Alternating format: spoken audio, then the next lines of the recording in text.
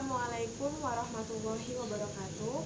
Perkenalkan, saya Nuralia, NIM 1953-1115, Prodi Pendidikan Agama Islam, kelas 5D. Puji syukur atas kehadirat Allah SWT yang telah memberikan kita nikmat sehat sehingga kita dapat mengikuti perkuliahan daring. Salat serta salam tak lupa ditujukan kepada Nabi Muhammad SAW yang telah memberikan kita nikmat sehingga kita dapat merasakan kemenangan pada hari ini.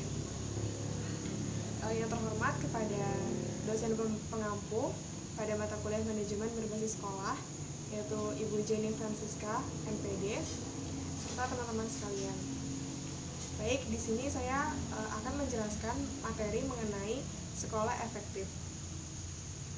Sekolah efektif ini disebut sebagai jika sekolah tersebut dapat mencapai apa yang telah menjadi tujuannya, yang mana sekolah efektif ini berkaitan dengan perumusan apa yang harus dikerjakan dengan apa yang telah dicapai, sehingga suatu sekolah itu disebut sebagai sekolah yang efektif.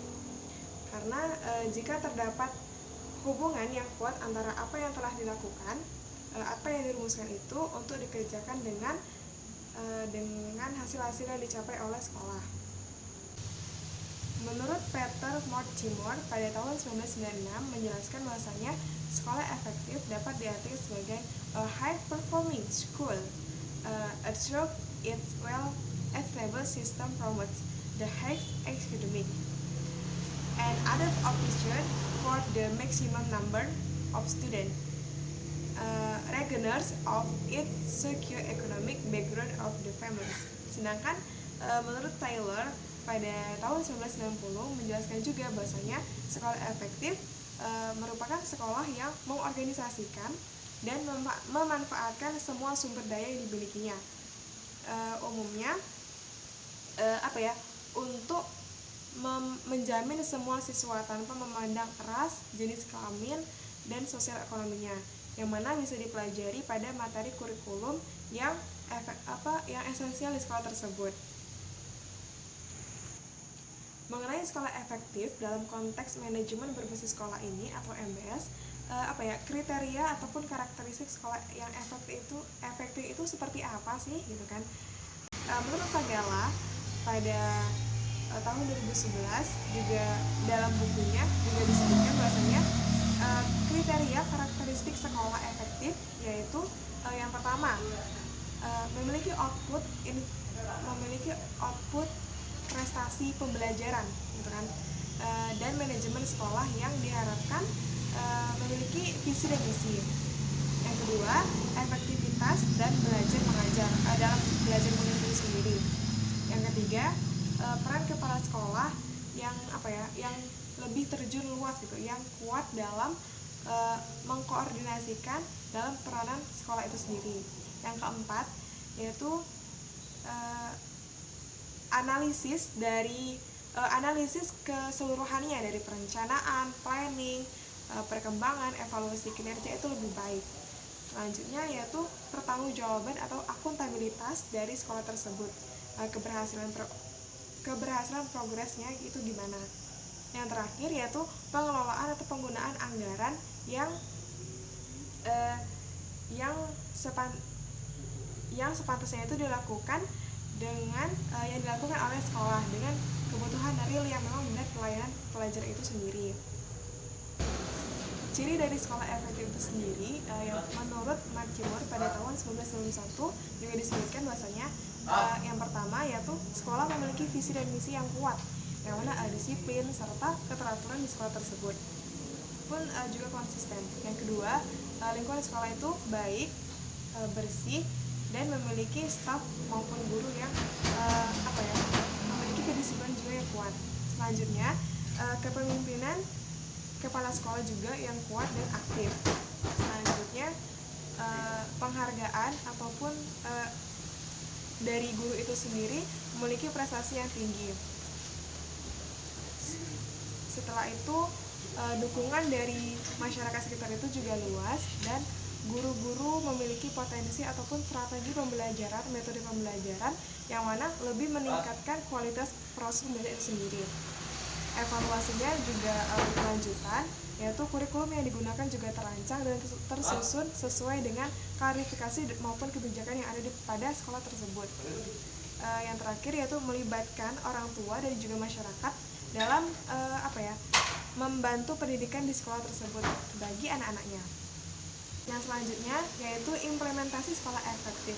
Nah, untuk bagaimana sih cara kita untuk mengimplementasikan manajemen berbasis sekolah itu sendiri secara efektif dan juga efisien gitu, yang dilakukan oleh kepala sekolah dan memiliki pengetahuan, kepemimpinan, perencanaan, dan pandangan yang luas tentang sekolah dan pendidikan.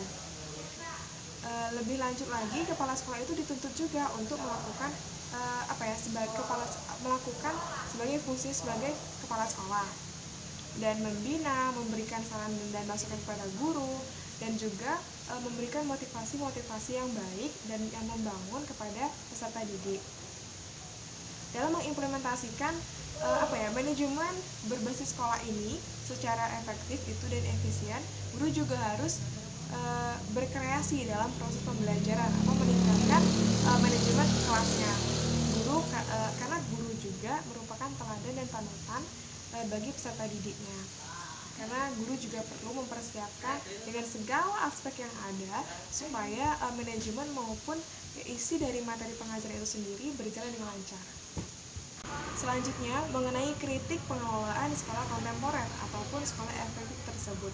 Karena dijelaskan juga bahwasanya beberapa tahun yang lalu bahwa disahkannya juga Undang-Undang Sisdiknas pada tahun 2003. Karena terjadi pergeseran paradigma pendidikan dari yang semula dalam kemasan sentralisasi menjadi terbuka oleh sistem desentralisasi. Pada pasal 51 Undang-Undang Sistem Pendidikan Nasional nomor 20/2003 menyatakan bahwasanya pengelolaan satuan pendidikan anak usia dini, pendidikan dasar dan pendidikan menengah dilaksanakan berdasarkan standar pelayanan minimal dengan prinsip manajemen sekolah maupun madrasah. Kita juga sudah mengetahui bahwasanya MBS atau manajemen berbasis sekolah merupakan konsep pengelolaan sekolah itu sendiri yang mana bertujuan untuk meningkatkan mutu pendidikan secara lebih baik dan lebih luas. Upaya mewujudkan praktik dari model MBS yang ideal itu tidaklah mudah seperti apa yang kita bayangkan, karena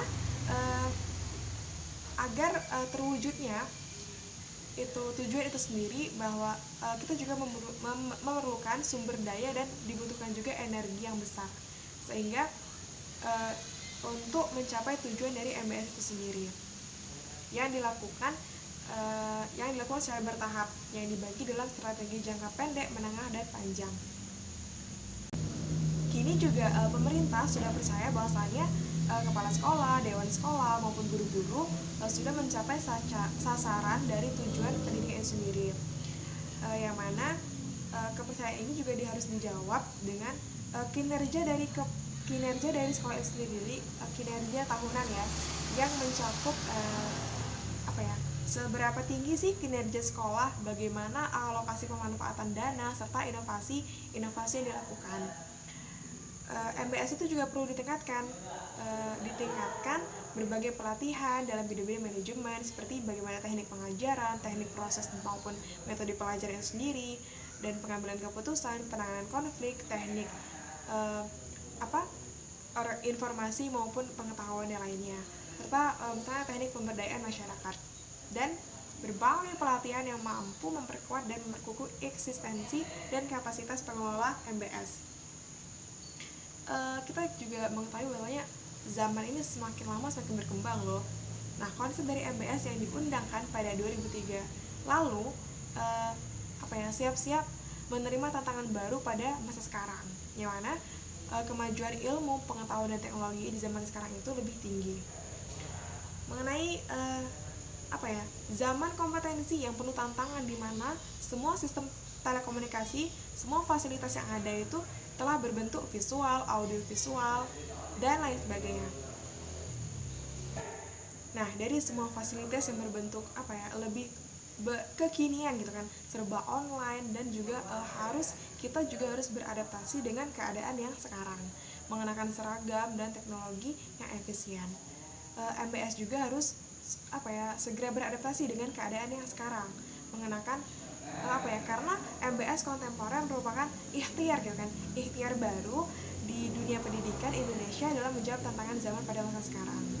Nah, mungkin cukup sekian penjelasan dari saya mengenai materi sekolah efektif dalam konteks MBS, manajemen berbasis sekolah. Apabila terdapat penyampaian yang salah maupun kata-kata yang salah maupun kekeliruan, saya mohon maaf kepada Allah, saya mohon ampun. Semoga dengan apa yang saya sampaikan ini bisa menjadi ilmu yang bermanfaat dan dapat bermanfaat ke depannya.